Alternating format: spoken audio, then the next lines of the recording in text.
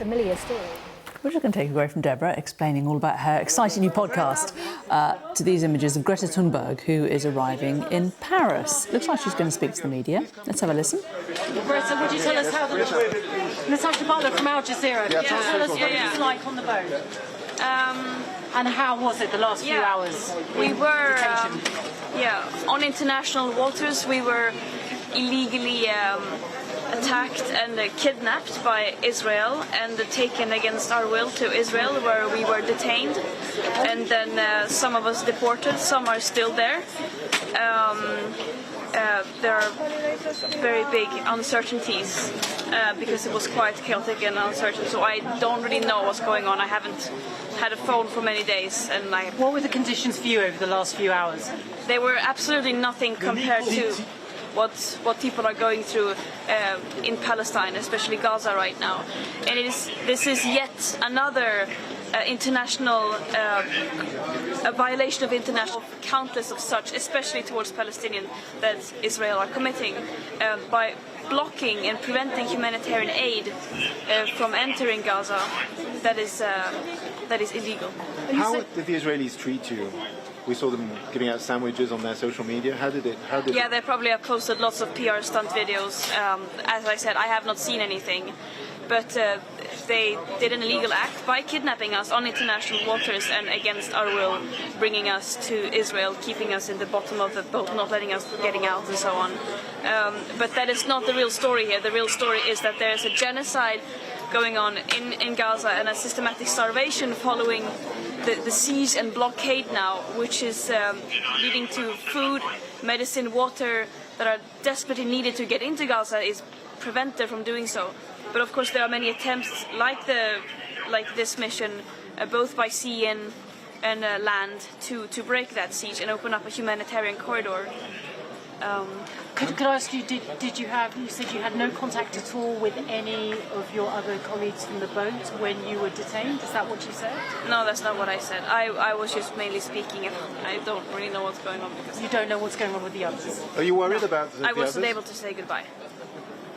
Are you worried about the others, that they might be detained for any length of time? Yeah, I'm very worried about them. We heard many different messages pointing towards that they would not make it easy. And there were troubles with being able to see lawyers. So I am very much calling for their immediate release and calling for everyone who can to mobilize to their governments and other ways to demand their immediate release. And of course to demand not only humanitarian aid being let into Gaza, but also a ceasefire, but most importantly an end to the occupation and an end to the systemic oppression and violence that Palestinians are facing on an everyday basis. Are you disappointed you didn't manage to break the blockade? I don't know if disappointed is the right word. This is a continued violation of international law and war crimes that Israel are systematically committing against Palestinians by not letting aid come in, by starving people and mass slaughtering in every possible way. During a live stream, full-blown genocide that the world is watching.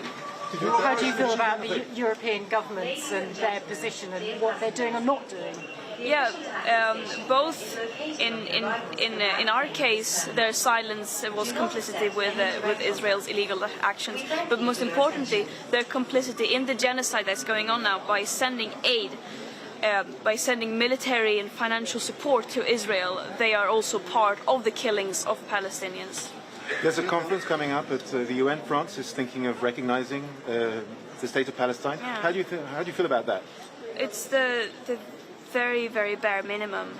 Of course, welcome, but we need so much more than that. When there's even a risk of genocide happening, we have a duty to prevent that from happening. And right now we are so far gone beyond that stage. It is. There are no words to describe the betrayal that is happening every day by our own governments. You were offered the choice to return straight away, or for leaving Israel. Can you tell us you chose to leave Israel straight away. We've been told that people were forced to sign papers in which they recognized they'd entered the country illegally. Did that happen for you? I did not recognize that I entered the country illegally. I made it very clear in my testimony that we were kidnapped on international waters and brought there against our own will into Israel. What did Israeli authorities say to you? What did Israeli authorities say were the reasons for your detention and arrest? Many different things. Greta, did you have to sign any papers before leaving Israel?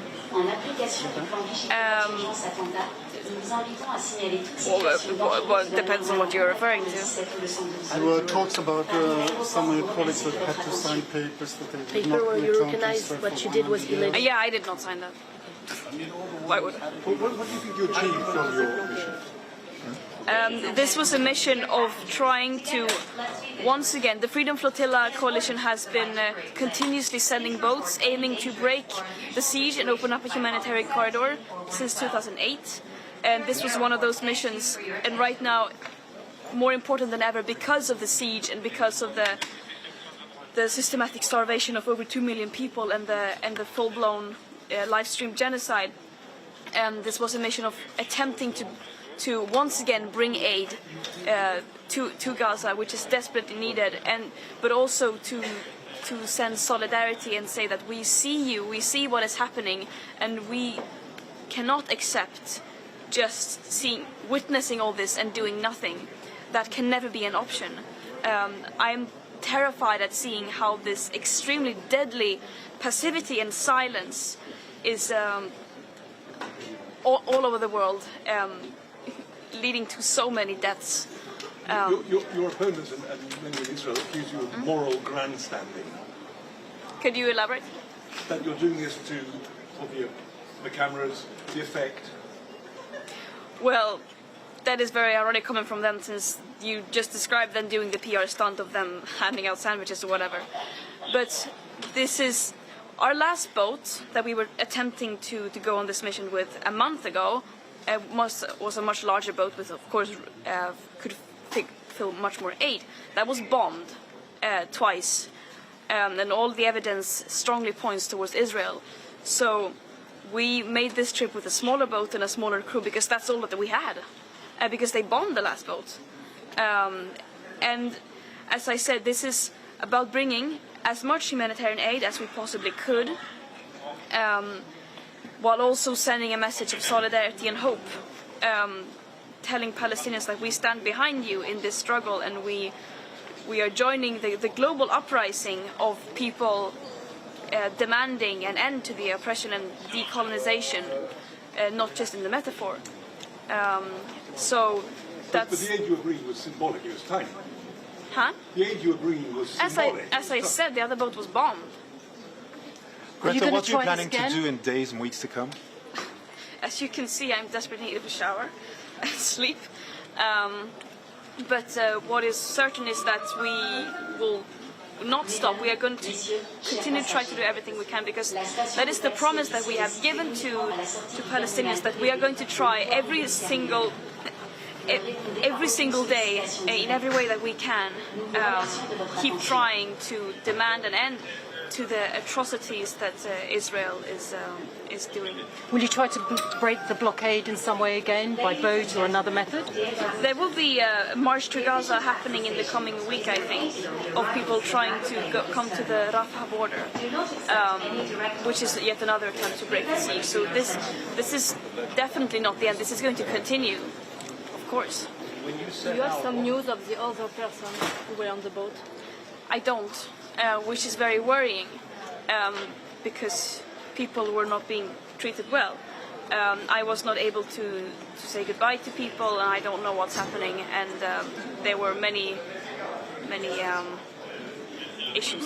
When you say they're not treated well, what do you mean? Well, Could you elaborate for us? obviously in a very dehumanizing way. But of course, I have to stress nothing compared to what Palestinians are going through. But still, can you give us some, what happened to you when you arrived in Ashdod port? I mean, were you taken off the boat? Was there any violence? Were you detained? How? Where? No, I prefer not to go into details. about that. We arrived there, we were detained, and then we were, yeah. You know, I don't know if you know, but Donald Trump commented about you being stopped in Ashdod. He said, you know, you're an angry young woman who needs anger management. What would you respond? How do you feel? What did he say? I have no connection to anything, so I don't know what's happening. Basically, he said that, you know, he said he was reacting to what has been said about Israel capturing you. He said, you know, that this is not, they've not been kidnapped. So Israel doesn't need that right now. And they said, you know, Greta Thunberg is, I quote, a young angry woman. She needs anger management sessions. Well, I think the world needs a lot of more young angry women, to be honest, especially with everything going on right now. That's the thing we need most of. When you set out, what did you gauge your success rate would be? Sorry? Was it a success? Do you feel this was a success? What did you gauge your success would be in achieving what you wanted to achieve? We were very well aware of the risks of going on this mission, and as I said before, there has been many previous flotillas on similar missions that have been either attacked, intercepted, or actually reaching Gaza. So, of course, the aim was to get to Gaza and to be able to distribute the humanitarian aid. We were 12 peaceful volunteers sailing on a civilian ship carrying humanitarian aid on international waters. We did not break laws. We did nothing wrong. The